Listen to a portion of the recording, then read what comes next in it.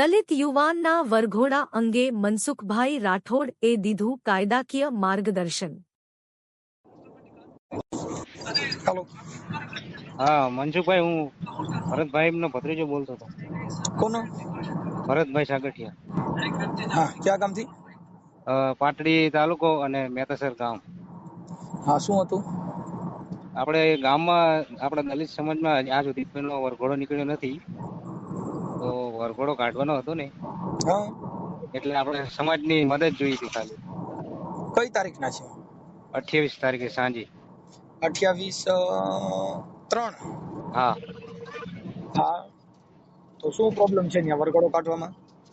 એટલે આપણે ખાલી શું થોડીક સમાજની સપોર્ટની જરૂર હતી. ગામના એમ કે થોડોક શું વિરોધ કરે એમ હે એમ. શેના માટે? આ વરઘોડો નહીં કાઢવા દેવી. કોણ એવું કે? ગામમાં એવી અમુક વાતો સાંભળવા મળી છે. કાંઈ વાંધો નહીં. હવે તમારે છે ને, તમારું નામ શું છે? રાજેશ હમીરભાઈ રાઠોડ. રાજેશ હમીરભાઈ રાઠોડ. હા. ઓકે. હવે ત્યાં આપણે છે ને એસપી ડેલુ સાહેબ છે, હા હા આપણે સુરેન્દ્રનગર. હા હા હા, એમાં એસપી સાહેબને એક અરજી આપી દેવાની.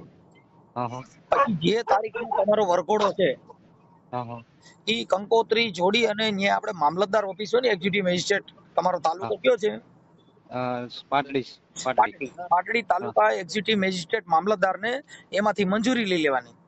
હા હા અને એ મંજૂરીનું જે આ વરઘોડો કાઢવાનું સભા સરઘસનું ફોર્મ આવે ને, હા હા એ ભરી દેવાનું.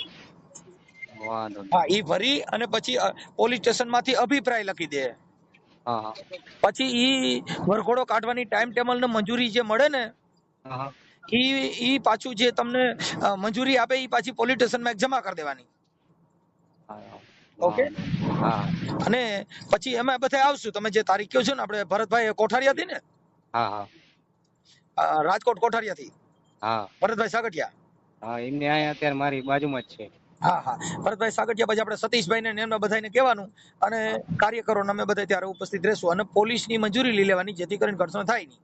હા હા ઓકે. અને ત્યાં જે તમારા પાટડીના પીએસઆઈ હોય એમને પણ મળી લેવાનું હા વાંધો અને નહીં. એમને એક અરજી લખી દેવાની કે ભાઈ અમે આ લગ્નની જે અમારે છે એ દીકરાનો વરઘોડો કાઢવાનો હોય, પણ જ્યાં જાતિ પ્રત્યે ભેદભાવ હોય અને અનિચ્છનીય બનાવ ન બને, જેથી કરીને પોલીસ બંદોબસ્ત આપો.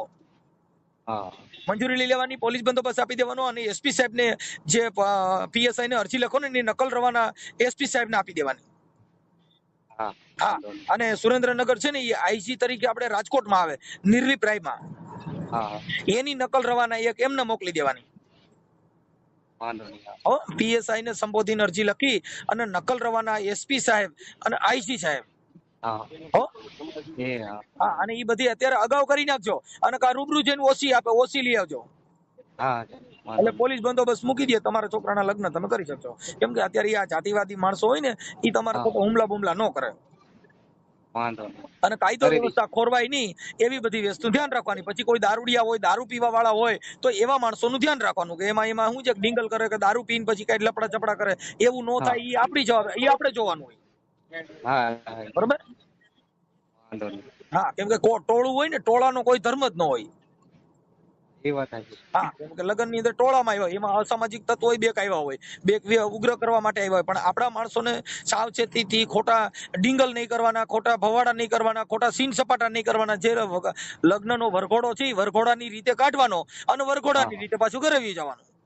હા પછી વરઘોડો કાઢીને આપણે પછી સીન સપાટા કરીને ગામ અધવે છે, હમછે ટકરાએંગે, મીટી છે મિલ જાએંગે ને એવા સૂત્રચાર કરી તો પાછું આપણે પ્રોબ્લેમ થાય. તમે વરઘોડો કાઢવા માટે થઈને પોલીસને સહકાર આપવાનો, આપણે આપણી કાયદાની મર્યાદામાં રહી અને બધું કામ કરવાનું હોય.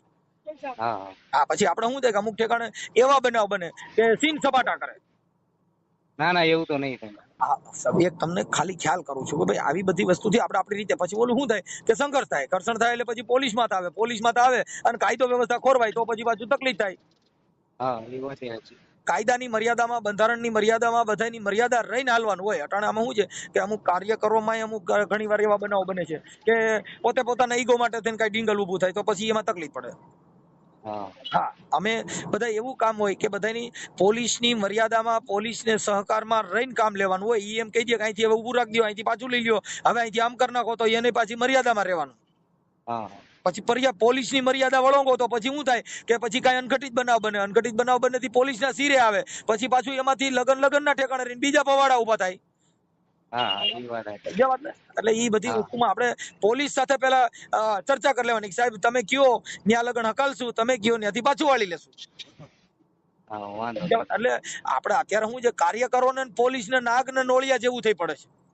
હા એ વાત સાચી. અને અત્યારે જે આ રાજકોટમાં બનાવ બન્યો આ ભાવેશ વાણવી વાળો, હા તો ઈ બનાવની અંદર પોલીસ સાથે સહકારમાં રહીને કામ કરાય. હા સમજી ગયા? એટલે પછી ઓલું પોલીસ ને એમ તો કમ ના પાડી દે, આને એમ કમ ના પાડી દે, એટલે પછી હું થાય ઓલા કે હું ફરિયાદ કરી દઉં, પેલા કે હું ફરિયાદ કરી દઉં, એટલે પછી એમાં એકાબીજાના બચાવ માટે થઈને પેલી ફરિયાદ ગમે પોલીસ પાસે પછી એની સત્તાનો બળ પ્રયોગ કરે એટલે પછી પડી જઈએ. હા હા હવે એને તો બધું સરકાર ઉપર હોય. હા તમે સમજી ગયા? એટલે એની અંદર ખોટો ઘર્ષણ ઉભો ન થાય, વરઘોડામાંથી વર ઘોડી ન વરી જાય ઈ ધ્યાન રાખવાનું હોય. હા હા બરોબર? એટલે મર્યાદામાં રહીને તમારો ફોટો ને એવું મોકલજો. આ તમારો જે વરઘોડો છે કઈ તારીખનો છે? 28 તારીખે હાંજે. હા, 28 તારીખે સમાજના કાર્યકરો બધા ઉપસ્થિત રહે અને આવો બનાવ ન બને એવું આપણે સોશિયલ મીડિયામાં તમે જાહેર કરવા માંગો છો ને? હા હા હા, તો મને તમારો ફોટો ને એવું મોકલજો. ભરતભાઈ વાત કરાવો છો. હા ભરતભાઈ હા ભાઈ. હા ભરતભાઈ, આમે છે ને આનો ફોટો ને એવું મને મોકલજો. એટલે હા આપણે ઓલો વરઘોડો છે ને આપણે સોશિયલ મીડિયામાં જાહેર કરશું. હો. હા ભલે ભલે કાંઈ વાંધો નહીં. હાલો ભાઈ. Okay sir, okay.